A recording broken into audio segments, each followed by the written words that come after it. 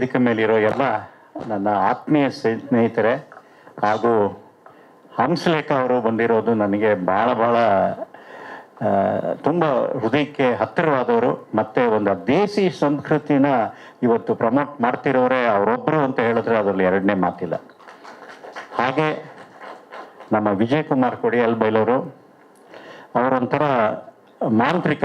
Cinema ನಾಟಕ, cinema ತುಳುನಲ್ಲಿ ಒಂದು ಹೊಸ ಪರಂಪರೆನ ಸೃಷ್ಟಿಸಿದವರು ಅವರು.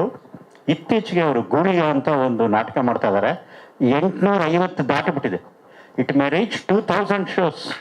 It will be record. ಅಂದರೆ ಒಂದು ಕತೆ ಇದೆಯಲ್ಲ ಅಷ್ಟು ಚೆನ್ನಾಗಿ ಮಾಡಿದ್ದಾರೆ. ಇನ್ನು ಮಣಿಕಾಂತ್ ಕದ್ರಿ ಅವರು, ಹಾಗೆ ಆದಿತ್ಯ ಅವರು ಪ್ರೊಡ್ಯೂಸರ್ಸು. ಆಮೇಲಿಂದ ನಮ್ಮ ಮಣಿಕಾಂತ್ ಕದ್ರಿ ಅವರು ತುಂಬ ಶ್ರಮ ಪಟ್ಟಿದ್ದಾರೆ. ಯಾಕೆಂದರೆ ನಮ್ಮ ಜೊತೆ, ಯಾಕೆಂದರೆ ಈ ಡೈರೆಕ್ಟ್ರೆಲ್ಲ ಹುಚ್ಚು ಒಂದೇ ಸರಿಗೆ ಅವ್ರಿಗೆ ಟ್ಯೂನ್ಗಳು ಓಕೆ ಆಗಲ್ಲ. 10 ಸರಿ ಕೇಳಿ ಕೇಳಿ ಕೇಳಿ ಕೂತ್ಕೊಳ್ಳಿ ಸರ್. ಹಾಗೆ ಆಮೇಲೆ ಉಷಾ ಭಂಡಾರಿ ಅವರು, ಅವರೆಲ್ಲರೂ ನಿಮಗೆ ಗೊತ್ತಿರೋರು. ಹಾಗೆ ದಿವ್ಯಾ ಅಂತ ಹೊಸ ಹುಡುಗಿನ, ಈಕೆ ಎಕ್ಸ್ಟ್ರಾಡಿನರಿ ಭರತನಾಟ್ಯ ಡ್ಯಾನ್ಸರ್. ಮೂಡುಬಿದಿರೆನಲ್ಲಿ ನಮ್ಮ ಆಳ್ವಾಸ್ ಕಾಲೇಜಲ್ಲಿ ಶೀ ಸ್ಟಾರ್ ಅಲ್ಲಿ. ಹಾಗೆ ಎಲ್ಲರನ್ನೂ ಸೇರಿಸಿ ಒಂದು ಚಿತ್ರ ಮಾಡಿದ್ದೀವಿ. ನಮ್ಮ ಟೆಕ್ನಿಷಿಯನ್ಸ್ ಎಲ್ಲ ಇದ್ದಾರೆ, ನಮ್ಮ ಎಡಿಟ್ ಇದ್ದಾರೆ, ನಮ್ಮ ಅಸೋಸಿಯೇಟ್ ಡೈರೆಕ್ಟರ್ ಇದ್ದಾರೆ, ನಮ್ಮ ಸೌಂಡ್ ಇಂಜಿನಿಯರ್ ಕುಮಾರ್ ಇದ್ದಾರೆ, ನಮ್ಮ ರಾಜೇಶ್ ಪ್ರೊಡಕ್ಷನ್ ಮ್ಯಾನೇಜರ್ ಇದ್ದಾರೆ. ಯಾಕೆಂದರೆ ಅವ್ರಿಗೆ ನಾವು ಕೊಟ್ಟಿರೋ ಅಷ್ಟು ಕಷ್ಟ ಆರ್ಟಿಸ್ಟ್ಗಳನ್ನು ಕರ್ಕೊಂಬರ್ಬೋದು, ಕೋಣೆಗಳನ್ನ ಕರ್ಕೊಂಬನ್ನಿ ಅಂತ ಹೇಳಿದ್ರೆ ಅವ್ರ ಪಟ್ಟ ಕಷ್ಟ ಅಷ್ಟಿಷ್ಟಲ್ಲ. ಹಾಗೆ ಪ್ರತಿಯೊಬ್ಬರು ನಮ್ಮ ಯೂನಿಟ್ನವರು ತುಂಬ ಕೆಲಸ ಮಾಡಿದ್ದಾರೆ. ಈ ಒಂದು ಸಿನಿಮಾ ಮಾಡೋದಕ್ಕೆ ನಾನು ಮೊದಲಿಂದನೂ ಏನಾದ್ರು ಒಂದು ಹೊಸದೇ ಹುಡ್ಕೋದು. ನಾನು ಮಾಡಿದ್ದೆ ನಾನು ಎರಡನೇ ಸರಿ ಮಾಡಲ್ಲ. ಅಂಥದ್ರಲ್ಲಿ ಇದೊಂದು ಕತೆ ನನಗೆ ಸಿಕ್ಕಿದಾಗ ನಾನು ವಿಜಯ್ ಕುಮಾರ್ ಕೊಡಿಯಾಲ್ ಬೈಲವರು ಇಲ್ಲಿಂದ ದೂರ, ಯಾಕೆಂದರೆ ಅವರು ತುಂಬ ಬ್ಯುಸಿ. ಅವರಿಗೆ ಸಿನಿಮಾ, ಸಾಹಿತ್ಯ, ನಾಟಕ ಮತ್ತು ಒಂಥರ ರಾಜ್ಯದ ಇದರಲ್ಲಿ ತುಳುನಾಡಲ್ಲಿ ಏನೇನು ಆಗು ಹೋಗಗಳೆಲ್ಲ ಅವ್ರ ಮನಸ್ಸಿಗೆ ಬಂದು ಹೋಗ್ತಾ ಇರುತ್ತೆ. ಅಂಥದ್ರಲ್ಲಿ ಅವರನ್ನು ಕರ್ಕೊಂಡು ಒಂದು 15 ದಿವಸ ಹೋಗಿ ಗುಣಪಾಲ್ ಕಡಂಬ ಅಂತ ಒಬ್ಬರು ಅಥೆಂಟಿಕ್ ಮನುಷ್ಯ. ಈ ಕಂಬಳ ನಿಂತೋಗಿತ್ತು 1970ನೇ ಇಸ್ವಿಲಿ. ವೀರೇಂದ್ರ ಹೆಗ್ಡೆ ಅವರು ಕಂಬಳ ನಡೆಸ್ತಾ ಇದ್ರು. ಅವರು ಎಲ್ಲರನ್ನೂ ಸೇರಿಸಿ ಇದನ್ನು ಮತ್ತೆ ಸ್ಟಾರ್ಟ್ ಮಾಡಬೇಕು ಅಂತೇಳಿ ಈ ಕಂಬಳನ ಸ್ಟಾರ್ಟ್ ಮಾಡಿದ್ರು. ಇದು ನಾವು ಅಗಿತಾ ನಾನು ಒಂದು ಪೋರ್ಷನ್ ಚಿಕ್ಕದಾಗಿ ತಗೊಂಡು ಮಾಡಿದ್ದೀನಿ. ಬಟ್ ಆದರೆ ಎಷ್ಟು ಕತೆ ಇದೆ ಅಂದರೆ ಲೆಕ್ಕ ಹಾಕಿ ಸುಮಾರು 1000 ವರ್ಷದ ಹಿಂದಿನ ಇತಿಹಾಸ ಅಂತ ಹೇಳಿದ್ರೆ ಹೇಗೆ ಈ ಕಂಬಳ ಏನು. ಆ ಕಾಲದಲ್ಲಿ ರೈತರಿಗೆ ಎಂಟರ್ಟೈನ್ಮೆಂಟ್ ಏನೂ ಇರಲಿಲ್ಲ. ಕೋಣಗಳಿಗೆಲ್ಲ ಉತ್ತನೆ ಬಿತ್ತನೆ ಎಲ್ಲ ಆದಮೇಲಿಂದ ಏನೂ ಕೆಲಸ ಇರ್ತಿರ್ಲಿಲ್ಲ. ಸರಿ, ಆವಾಗ ಇವರು ಚಿಕ್ಕದಾಗಿ ರೇಸ್ ಸ್ಟಾರ್ಟ್ ಮಾಡ್ಕೊಂಬಂದರು. ಅದಕ್ಕೆ ಈಶ್ವರಂದು ಇದು ಬಂತು, ಭೂತಾರಾಧನೆ ಬಂತು, ಆಮೇಲೆ ನಂಬಿಕೆಗಳು ಬಂತು. ಒಂದು ಫ್ಯಾಮಿಲಿ ನಡೆಸ್ತಾ ಇದ್ರೆ ಅದನ್ನ ನಡೆಸಲೇಬೇಕು, ನಿಲ್ಲಿಸ್ತಾ ಇದ್ರೆ ಏನೇನು ಅನಾಹುತಗಳಾಗುತ್ತೆ ಅಂತ ನಂಬಿಕೆ ಅವ್ರಿಗೆ. ಆ ಥರದ್ದೆಲ್ಲ ಬೇಕಾದಷ್ಟು ವಿಷಯಗಳನ್ನ ನಾವು ಕೂಡಾಕಿದ್ವಿ. ನಾನು ಅವರು ಸುಮಾರು 2-3 ತಿಂಗಳು ಬರೆದು ಕೊನೆಗೆ ಒಂದು ಶೇಪ್ ಮಾಡಿದ್ವಿ. ಕ್ಲೈಮ್ಯಾಕ್ಸ್ ಹೆಂಗೆ ಮಾಡಬೇಕು, ಯಾವ ಥರ ಇರಬೇಕು. ಆಮೇಲೆ ಬರೀ ಕೋಣ ತೋರಿಸಿದ್ರಾಗಲ್ಲ. ಆಮೇಲೆ ಅಲ್ಲಿ ಕೆಲವು ನೇಟಿವಿಟಿ ಥಿಂಗ್ಸ್ ಎಲ್ಲ ತುಂಬ ಚೆನ್ನಾಗಿತ್ತು. ಇವತ್ತಿಗೂ ಅಲ್ಲಿ ಹೆಚ್ಚಾಗಿ ಕೋಣಗಳನ್ನ ಟ್ರೀಟ್ಮೆಂಟ್ ಮಾಡೋಕ್ಕೆ ಯಾವ ಡಾಕ್ಟ್ರನ್ನ ಯೂಸ್ ಮಾಡೋಲ್ಲ, ನಾಟಿ ಔಷಧಿನೇ ಯೂಸ್ ಮಾಡೋದು. ಅಂದರೆ ಎಣ್ಣೆ ಹಚ್ಚಿ ಆ ಕಾಲುಗಳಿಗೆ ಸ್ಟ್ರೆಂತ್, ಯಾಕೆಂದರೆ ಕಾಲೇ ಭಾಳ ಇಂಪಾರ್ಟೆಂಟ್ ಅದಕ್ಕೆ ಯಾವ ಥರ ಇದು ಮಾಡ್ತಾರೆ ಅಂತ ಅದನ್ನು ಕ್ಲೈಮ್ಯಾಕ್ಸಲ್ಲಿ ತಂದು. ಆಮೇಲೆ ರೈವಲರಿ ಇರುತ್ತೆ, 2 ಗ್ರೂಪ್ ಇರುತ್ತೆ, ಈ ಗ್ರೂಪು ಆ ಗ್ರೂಪು. ಹೇಗೆ ಕೋಣಕ್ಕೆ ಏಟ್ ಮಾಡಬೇಕು ಅಂತೇಳಿ ಗ್ಲಾಸ್ ಪೀಸ್ಗಳನ್ನೆಲ್ಲ ಹೊಡೆದು ಇದ್ರೊಳಗಡೆ ಹಾಕ್ಬಿಟ್ಟಿರ್ತಾರೆ, ಗೊತ್ತಾಗಲ್ಲ ರಾತ್ರಿ ಹೊತ್ತು. ಆಮೇಲೆ ಹೆವಿ ಏನಾದರೂ ಕುಡಿಸ್ಬಿಡ್ತಾರೆ, ಅದು ರೇಸಲ್ಲಿ ಓಡದೇ ಇರಲಿ ಅಂತ. ಇನ್ನು ಕೆಲವರು ಅಲ್ಲೇ ಸ್ಪಾಟಲ್ಲೇ ಫೋನ್ನಲ್ಲಿ ಕೋಣ ತೋರಿಸಿ ಕೇರಳದಿಂದ ಮಾಟ ಮಂತ್ರ ಮಾಡಿಸಿ ಅದು ಸೋಲ್ಸೋಕ್ಕೂ ಪ್ಲ್ಯಾನ್ ಮಾಡ್ತಾರೆ. ಆ ಥರದ್ದೆಲ್ಲ ನಂಬಿಕೆಗಳಿದೆ. ಆಮೇಲಿಂದ ಒಂದು ಶಿಸ್ತು ಅಂತ ಹೇಳಿದ್ರೆ ಇವತ್ತವರೆಗೂ ಕಂಬಳಕ್ಕೆ ಪೊಲೀಸ್ನವರೇ ಬರಲ್ಲ, ಅಷ್ಟು ಶಿಸ್ತು ಅವರು ನಡೆಸ್ತಾರೆ. ಹೀಗೆ ಹಲವಾರು ವಿಚಾರಗಳು ನಾವು ಎಲ್ಲ ಶೇಖರಣೆ ಮಾಡಿ, ಏನೇ ಆಗಲಿ ಒಂದು ಸಿನಿಮಾ ಕಾಮನ್ ಮ್ಯಾನ್ಗೆ ರೀಚ್ ಆಗ್ಬೇಕಾದ್ರೆ ಏನೇನಿರಬೇಕು ಅಂಥೇಳಿ ಹೀಗೆ ರಿಸರ್ಚ್ ಮಾಡುವಾಗ ಒಂದು ಮಂಗಳೂರಿನ ದೊಡ್ಡ ಡಾನ್, ಅವ್ರ ಹೆಸರು ಹೇಳಲ್ಲ, ಅವರು ತುಂಬ ಕಂಬಳಕ್ಕೆ ಸಪೋರ್ಟ್ ಮಾಡಿದರು. ನಮಗೆ ಅದ್ರ ಬಗ್ಗೆ ಪೊಲೀಸ್ ಡಿಪಾರ್ಟ್ಮೆಂಟಿಂದ ಅವ್ರನ್ನ ಅಸಾಸಿನೇಷನ್ ಮಾಡೋಕ್ಕೆ ದಾವೂದ್ ಕಡೆಯವರಿಂದ ಬಂದಿದ್ರು ಅಂತ ಒಂದು ಮ್ಯಾಟರ್ ಸಿಕ್ತು.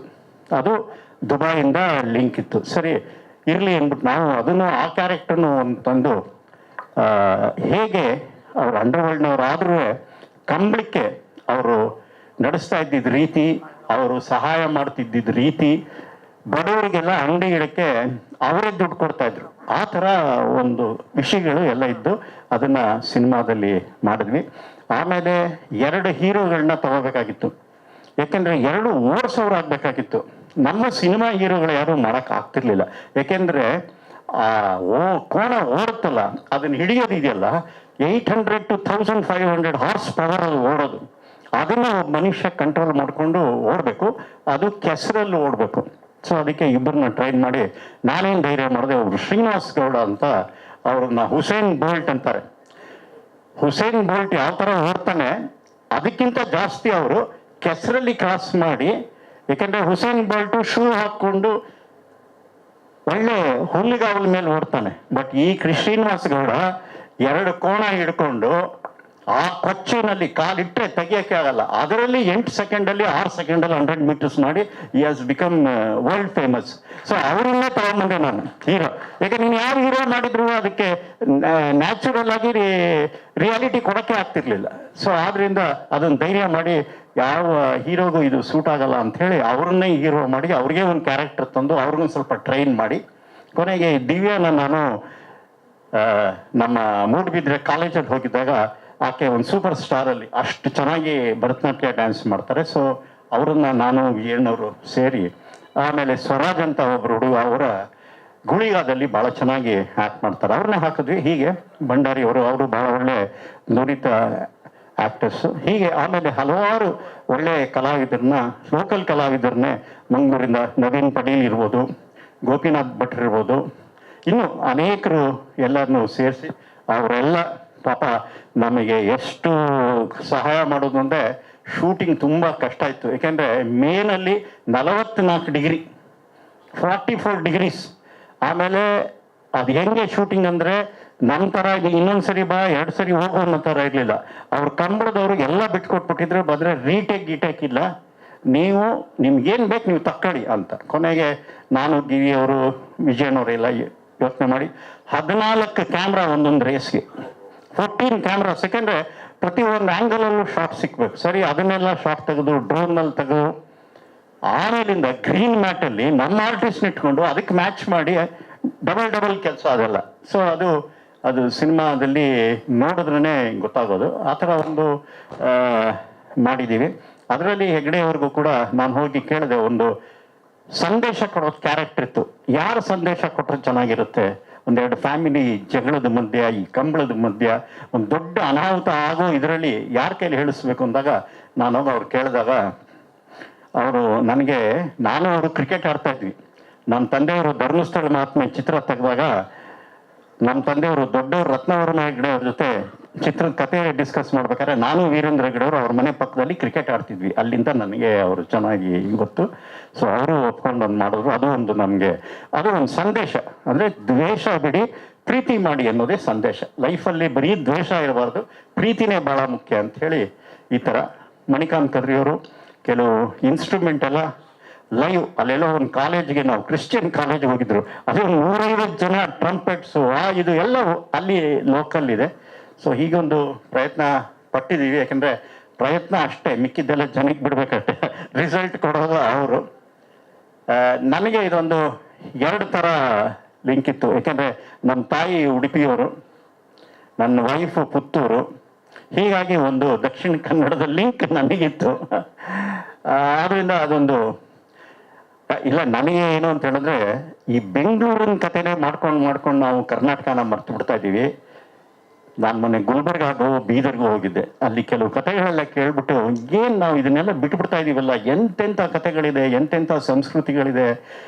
ಹೀಗೆ ನಾವು ಕರ್ನಾಟಕದಲ್ಲಿ ಸ್ವಲ್ಪ ಬೆಂಗಳೂರಿನ ವ್ಯಾಮೋಹ ಬಿಟ್ಟು ಹೊರಗಡೆ ಹೋದರೆ ಒಳ್ಳೊಳ್ಳೆ ಕಥೆಗಳು ಡೆಫಿನೆಟಾಗಿ ಸಿಗುತ್ತೆ. ಆಮೇಲೆ ಇವತ್ತು ನಮ್ಮ ಮಣ್ಣಿನ ಕಥೆನೇ ಓಡೋದು, ಬೇರೆ ಪ್ಯಾನ್ ಇಂಡಿಯಾ ಕಥೆಗಳೆಲ್ಲ ಓಡಲ್ಲ, ಕಷ್ಟ ಅದು. ಇವತ್ತು ಚಿತ್ರರಂಗ ಭಾಳ ಸಂಕಷ್ಟದಲ್ಲಿದೆ.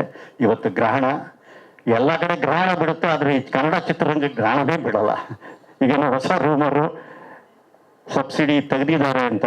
ಈ ಸಬ್ಸಿಡಿ ತೆಗೆದ್ಬಿಟ್ರೆ ಭೋಜ್ಪುರಿ, ಗುಜರಾತು, ಇನ್ಯಾವುದೋ 2 ಇಂಡಸ್ಟ್ರಿ ಮುಚ್ಚೋಗ್ಬಿಟ್ಟಿದೆ. ಅಲ್ಲೇನು ಪಿಕ್ಚರ್ಗಳ ಪ್ರೊಡ್ಯೂಸ್ ಆಗ್ತಿಲ್ಲ, ಬಿಕಾಸ್ ಗೌರ್ಮೆಂಟ್ ಇದಾಗಿದೆ.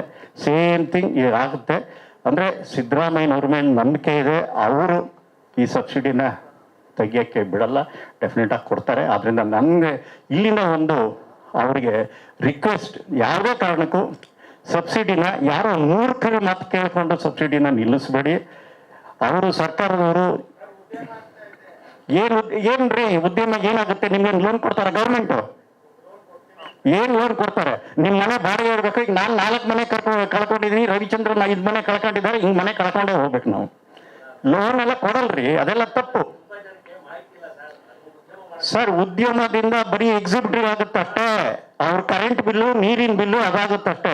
ಅದೇನೇ ಇಲ್ಲಿ ಏನಾಗಿದೆ ಅಂತ ಹೇಳಿದ್ರೆ, ನಮಗೆ ಕನ್ನಡದವ್ರಿಗೆ ಸಿನಿಮಾ ರಿಲೀಸ್ ಮಾಡಕ್ಕೆ ಸಿಗೋ ಟೈಮ್ ಯಾವಾಗ ಗೊತ್ತಾ? ಬರ ಬಂದಾಗ, ಕ್ರಿಕೆಟ್ ಮ್ಯಾಚ್ ಬಂದಾಗ, ಈ ಥರ ಟೈಮಲ್ಲೇ ನಮ್ಮ ಪಿಕ್ಚರ್ಗಳು ರಿಲೀಸ್ ಆಗೋದು. ಒಳ್ಳೊಳ್ಳೆ ಪಿಕ್ಚರ್ಗಳೆಲ್ಲ ದಸರಾ, ದೀಪಾವಳಿ, ನ್ಯೂ ಇಯರ್ಸು, ಯುಗಾದಿ ಅವ್ರಿಗೆಲ್ಲ ಅದರ್ ಲ್ಯಾಂಗ್ವೇಜ್ ಕೊಟ್ಬಿಟ್ಟು ನಾವು ಅದಕ್ಕೆ ಆ ಕಾಲದಲ್ಲೇ ನಾನು ರಾಜ್ಕುಮಾರ್ ಅವ್ರನ್ನ ಕರ್ಕೊಂಡು 7 ವಾರ. ಹೀಗೆ ಈ ಅದರ್ ಲ್ಯಾಂಗ್ವೇಜಸ್ದು ನಮ್ಗೇನು ಅವ್ರ ಮೇಲೆ ದ್ವೇಷ ಇಲ್ಲ. ಸ್ವಲ್ಪ ಲೇಟಾಗಿ ಬನ್ನಿ, ಅವ್ರಿಗಿದು ಎಕ್ಸ್ಟ್ರಾ. ಅವ್ರ ಊರಲ್ಲಿ ತುಂಬ ಇದೆ, ಅವರೇ ಊರಲ್ಲಿ ಮಾತ್ರ 150 ರೂಪಾಯಿ ಟಿಕೆಟು, ನಮ್ಮಲ್ಲಿ ಮಾತ್ರ 1000 ತಗೋಬೇಕು. ನಮ್ಮ ಕನ್ನಡದವರೇ ಹೋಗ್ತಾರೆ ಅದಕ್ಕೆ ಪ್ರೊಟೆಕ್ಟ್ ಮಾಡೋಕ್ಕೆ. ಆ ಥರ ಇದೆ ಪರಿಸ್ಥಿತಿ. ಆದ್ದರಿಂದ ಒಂದು ಚಿತ್ರರಂಗ ತುಂಬ ಸಬ್ಸಿಡಿ ನಿಂತು ಬಿಟ್ರಂತೂ ಎಷ್ಟೋ ಜನ, ಗಿರೀಶ್ ಕಾಸರವಳ್ಳಿ, ನಮ್ಮ ಬಡಗೂರು ರಾಮಚಂದ್ರಪ್ಪ, ಶೇಷಾದ್ರಿ, ನಾಗಾಭರಣ, ಹಲವಾರು ಜನ ಹೊಸ ಯೋಚನೆ ನಿಲ್ಲಿಸ್ಬಿಡ್ತಾರೆ ಅಂತ ಕಾಣುತ್ತೆ. ಇದು ತುಂಬ ಒಂದು ದೊಡ್ಡ ಇದು ಅಲ್ಲ. ನಾವು ಅದಕ್ಕೆ ಹೋರಾಟ ಹೇಗೆ ಮಾಡಬೇಕು, ಮುಖ್ಯಮಂತ್ರಿಗಳನ್ನ ಭೇಟಿ ಮಾಡಿ ಅವರಿಗೆ ಒಂದು ಕನ್ವಿನ್ಸ್ ಮಾಡೋಕ್ಕೆ ಖಂಡಿತ ಪ್ರಯತ್ನ ಪಡ್ತೀವಿ. ನಮಗೆ ಸಿದ್ದರಾಮಯ್ಯನವರು ಇದನ್ನು ತೆಗೆಯಲ್ಲ ಅನ್ನೋ ಒಂದು ನಂಬಿಕೆ ಇದೆ. ಯಾರೋ ಅಧಿಕಾರಿಗಳು ಮಾಡಿದ್ದಾರೆ. ಆದ್ದರಿಂದ ಈ ಒಂದು ಚಿತ್ರ ಮಾಡಿದ್ದೀನಿ, ತಾವು ನೋಡಿ. ಖಂಡಿತ ಇದೊಂಥರ ಹೊಸ ಥರ ಇರುತ್ತೆ, ಯೂಶುವಲ್ ಸಿನಿಮಾ ಅನ್ನೋ ಥರದಲ್ಲಿ ಇರೋದಿಲ್ಲ.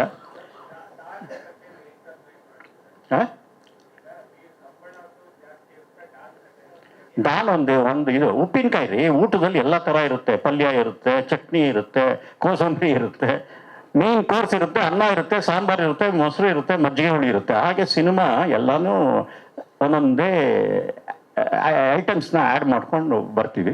ಅಂದರೆ ನಮ್ಮಷ್ಟಿಲ್ಲ, ಅದು ಒಂದು ಶಾರ್ಟ್ ಇದೆ ಅಷ್ಟೇ. ನಮ್ಮದು ಪೂರ ಚಿತ್ರದೇ ಕಥೆನೇ ಕಂಬಳ. ಅಂದರೆ ಯಾರು ಬೇಕಾದರೂ ಮಾಡ್ಬೋದು. ಕಂಬಳ ಇನ್ನೂ 100 ಕತೆ ಆಗೋಷ್ಟು ಕತೆ ಇದೆ ಅಲ್ಲಿ. ನಾವು ಒಂದೇ ಪಿಕ್ಚರಲ್ಲಿ ತೆಗಿಯೋಕ್ಕಾಗಲಿಲ್ಲ, ಇನ್ನೂ 100 ಸ್ಟೋರೀಸ್ ಮಾಡೋವಂಥ ಕತೆ ಅಲ್ಲಿದೆ. ಯಾಕಂದರೆ ಓನರ್ ಇದ್ದಾನೆ, ಕಂಬಳದ ಕೋಣಗಳಿದೆ, ರೈಡರ್ಸ್ ಇದ್ದಾನೆ, ಆಮೇಲೆ ಪಾಲಿಟಿಕ್ಸ್ ಎಷ್ಟಿದೆ ಅಂತ ಹೇಳಿದ್ರೆ ಯಾರು ಕೋಣ ಗೆಲ್ಲುತ್ತೋ ಅವನು ಗೆಲ್ತಾನೆ ಅನ್ನೋದೊಂದು ಪ್ರತೀತಿ ಬೇರೆ ಇದೆ ಅಲ್ಲಿ. ಈ ಥರದ್ದೆಲ್ಲ ತುಂಬ ಇಂಟರ್ಲಿಂಕ್ಡ್ ತುಂಬ ಇದೆ. ನಾನು ಒಂದು ಪೋರ್ಷನ್ ತಗೊಂಡಿದ್ದೀನಿ. ಆಮೇಲೆ ಬೆಟ್ಟಿಂಗು ತುಂಬ ದೊಡ್ಡ ವಿಚಾರ, ಅದನ್ನು ನಾವು ತಗೊಂಡ್ಬಂದಿದ್ದೀವಿ. ಆಮೇಲೆ ಪ್ರಾಣಿ ಹಿಂಸೆ ಮಾಡಬಾರ್ದು ಅಂತ ಕೆಲವರು ಅದನ್ನು ಮಾಡಿದಾಗ 2000 ಅಡಿ ಒಂದು ಸೀನ್ ಇಟ್ಟಿದ್ದೀನಿ. 2000 ಫೀಟ್ ಕೋರ್ಟಲ್ಲಿ ಪ್ರಕಾಶ್ ರಾಜು, ಆಮೇಲಿಂದ ನಮ್ಮ ರವಿಶಂಕರ್ ಅವರು ಆರ್ಗ್ಯೂ ಮಾಡೋದು ಅದರ ಮೇಲೆ. ಈ ಥರ ಹೊಸ ಪ್ರಯತ್ನ ಮಾಡಿದ್ದೀವಿ. ಜನಕ್ಕೆ ಕೊಡೋದು ಯಾವಾಗಲೂ ನಾವೇನು ಜನಕ್ಕೆ ಡಿಕ್ಟೇಟ್ ಮಾಡೋಕ್ಕಾಗಲ್ಲ. ಅವ್ರು ಯಾವ ಥರ ಅದನ್ನು